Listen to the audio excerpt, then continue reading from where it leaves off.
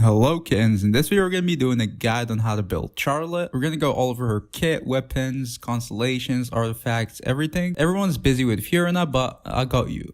So yeah, hopefully by the end of this video we're going to be able to build her, and let's begin. Alright, so first of all, starting off with her kit and roles. I'm just going to be explaining her kit very quickly just to simply, understand what she does. So first of all, her auto attacks are just going to be like normal cryo auto attacks. She's a catalyst user. They're going to deal cryo damage, and they're also going to have the Pneuma effect. Other than that, they're just simple cryo auto attacks. Now for elemental skill, you can either tap it or hold it. So when you tap it, it's just going to quickly deal damage to the enemies in front of you and then mark them. And then this mark is going to be dealing continuous damage after using your elemental skill. It's going to deal like 4 ticks and then disappear. That's pretty much it. Now if you hold it, it's going to allow you to like select enemies, kind of like Nahida's elemental skill. It's going to start like expanding until it reaches like a certain final expanded state. If you reach that and then you release, it's gonna apply like a stronger mark to enemies. It's basically just gonna last longer and deal more damage, but it's also gonna have a longer cooldown, so it's pretty much the same thing. If you release before you reach like the final state, it's just gonna do the same thing as when you tap it, and it's gonna apply like the same damage and same cooldown and everything. So that's about it for elemental skill. It's pretty much just damage. Now moving on to the most important thing from her kit, which is her elemental burst. It's pretty simple. It's just gonna create like a circle. When you do that, it's going to heal all of your party members like for 1 tick. First of all, everyone on your party is going to be healed, and then after that, it's going to be healing the character on the field inside of this circle. It's sort of like Diona's or Jean's elemental burst, but it's also going to be dealing damage to enemies inside of that circle too. So that's pretty much it. Her elemental burst is just damage and healing.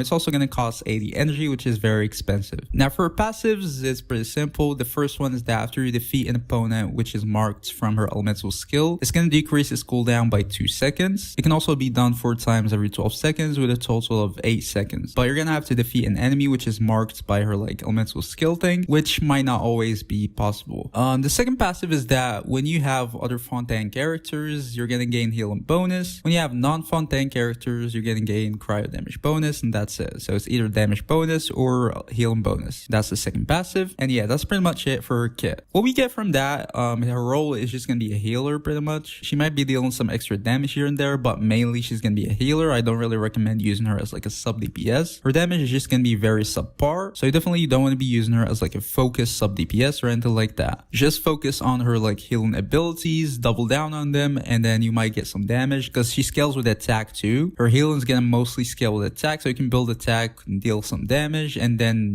focus on healing. You can kind of get the two things from one thing, but I don't really recommend going crit or anything like that. It's definitely not really worth it.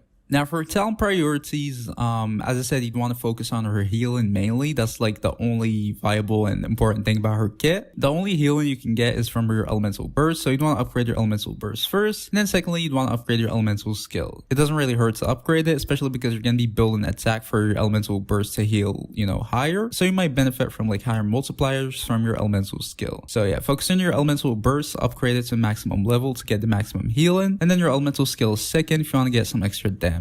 Now moving on to our constellations, we're gonna go through them very quick. C1, it's basically just more healing from your elemental burst. It's gonna give you 3 more ticks to your elemental burst to heal you after your elemental burst heals a character. Basically, it's just way more healing. I honestly think it's a pretty good constellation because, as I said, her main role is gonna be healing your team. That's gonna increase your healing by a lot, which is pretty good, especially as a C1 is pretty cheap for a 4-star character. It's definitely not necessary for her to work or anything like that, but it's pretty good if you get it. Second constellation is just going to increase your attack when you use your elemental skill. It's also cool. Your attack is going to increase your damage and also your healing, which is pretty good. C3 is going to increase the level of your elemental burst, which is again more healing. That's also pretty decent. C4 is that when your elemental burst hits an opponent which is marked by your elemental skill, it's going to deal a little bit more damage and also mainly restore your energy. It's going to give you 2 energy with a maximum of 5 times every 20 seconds, which means 10 energy every like rotation. That's very good because her elemental burst is going to cost a lot, so anything that gives you energy is definitely going to be pretty good. C4 is definitely one of her best constellations. Now it's C4, so it's kind of expensive, but if you want to go for it, it's definitely worth it. C5 is going to increase levels of your elemental skill.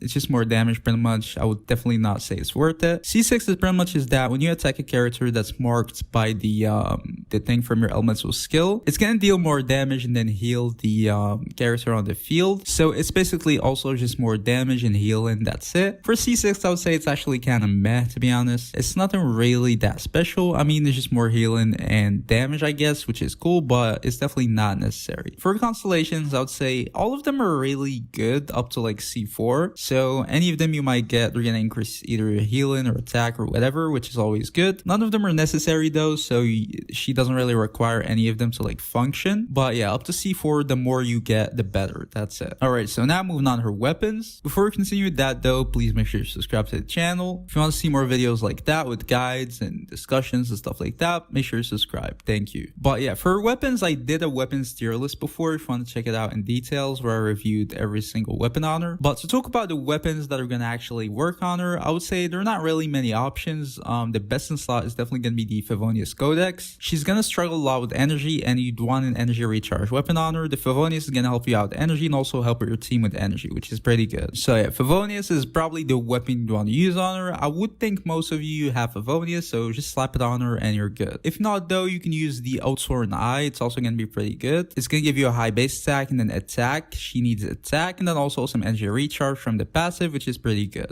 Broad type Amber is also going to be pretty good. It's just mainly for the passive from the energy. You're not going to use HP, but the energy from the passive is still going to be pretty good. And then finally, something like the Wine and Song is going to work too. Also just energy recharge and then a high base attack. You can also increase your attack from the passive if you want to, just sprint. But yeah, it's going to work too. Those are mainly her weapons. All of them are just 4-star weapons. You can use any weapons that have like a high base attack if you want to get like attack. Any damage bonus is also going to help you out damage, you know, stuff like that. They're going to work. Again, if you want to check it out in details, check out the tier list. But generally speaking, those are the 4 weapons that you'd want to use on her. They're all 4-star weapons. You probably have at least one of those. So yeah, just go for any of them and you're going to be good. Alright, so now moving on to her artifact set. There are not really any specific set that you'd want to use on her. She doesn't really have like a good set, but she has a couple of like decent options. First of all, if you want to like max out her healing, you can go like 4-piece maidens. Just pretty simple, more healing, that's it. And then if you want to buff the rest of your teammates, you can go either 4-piece noblesse or 4-piece nasty to Millilith. You probably won't have full uptime on either of them, but they're still gonna be pretty good, especially if you're playing her with a character who needs attack,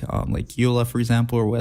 Those sets are always going to be pretty good. Tenacity Millilith, you're going to be able to trigger it a lot because you have your elemental skill. It's going to be taking enemies, which is, you know, you can activate it. And then Noblesse, you can just use your burst and you're going to give attack to the whole party, which is also pretty good. Finally, you can mix 2 pieces. Any attack 2 pieces are going to be pretty good. Any heal and bonus 2 pieces are going to be pretty good. Even energy recharge 2 pieces like the Emblem Severed Fate or whatever can be pretty good. If you don't have a good set, you can just mix any of these 2 pieces and it's gonna be fine. So yeah, for artifacts, it just depends on like what you want and what you have, and that's it. Now for the artifact stats, for the main stats, you want to use either energy recharge or attack on your sands. If you have enough energy recharge, which I'm gonna tell you how much you need, you might go for attack. If you don't, then you might have to go energy recharge on your sands too. Goblet, probably just attack. I don't really see any other options. You might go for the elemental damage bonus, cryo damage bonus, but it's just gonna increase your damage. I definitely wouldn't really recommend it. Attack is going to increase your damage by a little bit too, and it's also going to increase your healing, which is pretty good. As I said, just focus on her healing and that's it. I wouldn't really recommend building her for damage, but if you think you want some extra damage, then you might go cryo damage bonus. It can work too. And then finally for her circlet, you can go either healing bonus just to increase your healing obviously, or attack just to increase your healing and damage. Healing bonus is definitely the preferred option, but if you don't have a circlet, healing bonus circlet or whatever, you can go attack. For the substats, you'd want to get energy recharge, attack, and then if you're using the Favonius, you'd want to get some crit rate specifically. That's pretty much it really. You don't want to focus on getting a lot. And then finally for the final stats you'd want to have on her, if you're using the Favonius, you'd want to get at least like 40 to 60% crit rate. That way you're going to be able to have some crit hits, and then you're going to be able to trigger the you know, Favonius passive and help out you and your team with energy. If you're not using the Favonius though, I don't really recommend building any crit at all on Charlotte. It's definitely not worth it in my opinion, because you're going to have to build crit rate, crit damage and stuff like that, and in that case your healing is going to be lacking, which is not good. You'd mainly want to just use her as a healer and then secondary sub DPS. If you focus a lot on her sub DPS capabilities,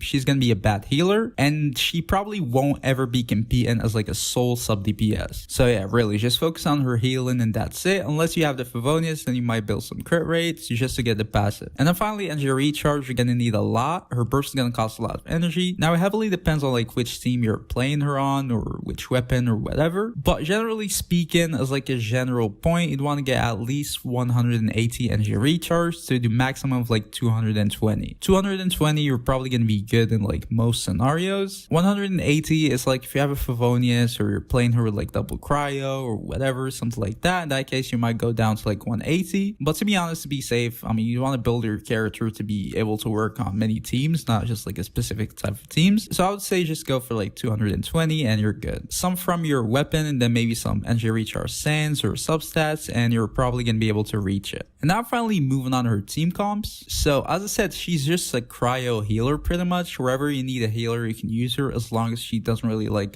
mess with the reactions and stuff like that. But some of her meta teams, she's going to work with Fiorina pretty well because she's going to be able to heal the whole team from her elemental burst. So she's going to help you out gain like the fanfare stacks pretty easily, which is pretty good. Also because as I said in the artifact stats section, she might be able to use like the noblesse or whatever. You might want to play her with like hyper carries who need buffs. For example, we can say like Grizzly. So she can work with like Grizzly, Fiorina, and then her as Charlotte, and then like Kazuha for example or whatever. That's probably one of her best teams, I would say. Double cryo with Grizzly, which is pretty good. She's gonna be able to buff him with like the noblesse or tenacity or whatever. She's gonna be able to heal all of your team. Grizzly needs a healer, so she's gonna be good for that. And then she's gonna help Fiorina gain the fanfare stacks, which is also pretty good. Another team example is, for example, Eula, then Fiorina, then like Charlotte, and then Raiden, for example. That's also one of her best teams. She's gonna be a good support for Eula, pretty much for the same reasons for Grizzly. And yeah, she's just gonna be good. But yeah, other than that, as I said, any team who needs a healer, generally you can use her in, as long as she's not like messing with reactions and stuff like that. She does apply a lot of cryo, which might be a problem in some teams, but if it's not, then she's gonna be a good healer. Now I know she's gonna be competing with like Diona and Mika and stuff like that, so it really depends, but generally speaking, she's probably gonna be able to work in a lot of teams. But yeah, that was the video, guys. See you guys in a bit. Peace.